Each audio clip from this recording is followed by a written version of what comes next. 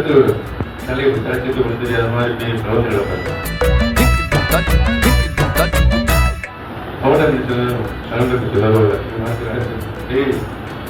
பத்தி எனக்கு நல்லா தெரியும், செய்யறதெல்லாம் செஞ்சு விட்டு ஒண்ணு தெரியாத மாதிரியா இருக்கிற அப்படின்னு சொல்லி அந்த காட்சி வரும்.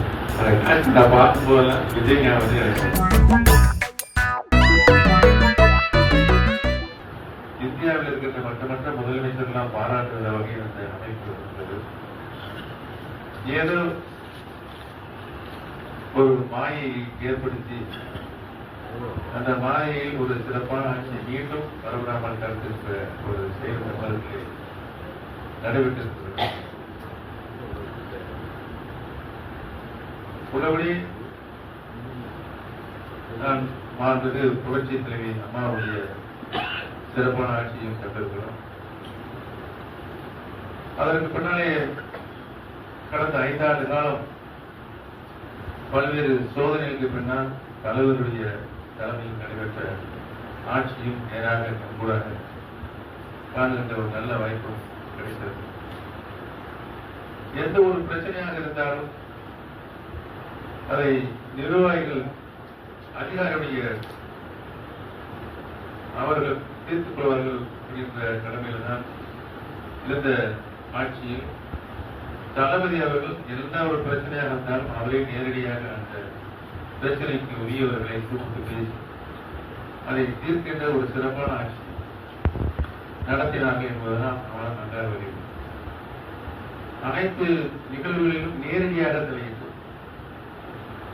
மக்களுக்கு எது தேவையோ அந்த தேவையை பூர்த்தி செய்கின்ற ஆட்சியை தான் கடந்த 5 ஆண்டுகளும் சிறப்பாக நடத்தினார்கள் என்பது இன்றைக்கு ஓட்டு போடாத மக்கள் சிந்திக்கின்ற ஒரு நிலை ஏற்பட்டது.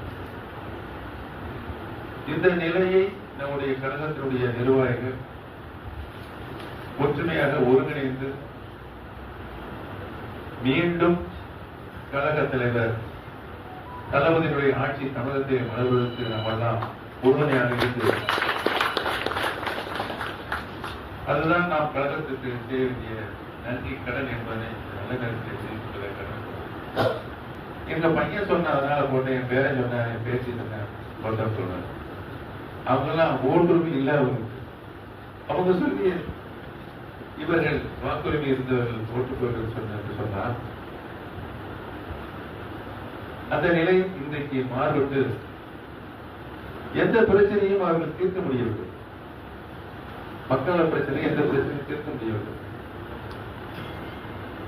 ஒரு முதலமைச்சர் சட்டமன்றத்தில் நாங்கெல்லாம் எதிர்கட்சியில் இருக்கின்றவர்கள் ஆளுங்கட்சிகளுக்கு எந்த கேள்வி கேட்டாலும் உடனடியாக எழுந்து பதில் சொல்லுகின்ற மனப்பக்குவம் எங்களுக்கு இருந்தது. ஆனால் இவர் எதையுமே கவனிக்கிறது. ஒரு சிரிப்பு காட்சி வரும்.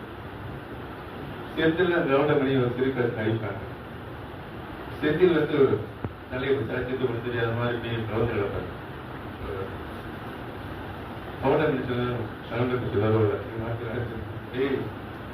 பத்தி எனக்கு நல்லா தெரியும், செய்யறதெல்லாம் செஞ்சு விட்டு ஒண்ணு தெரியாத மாதிரியா இருக்கிற அப்படின்னு சொல்லி அந்த காட்சி வரும்.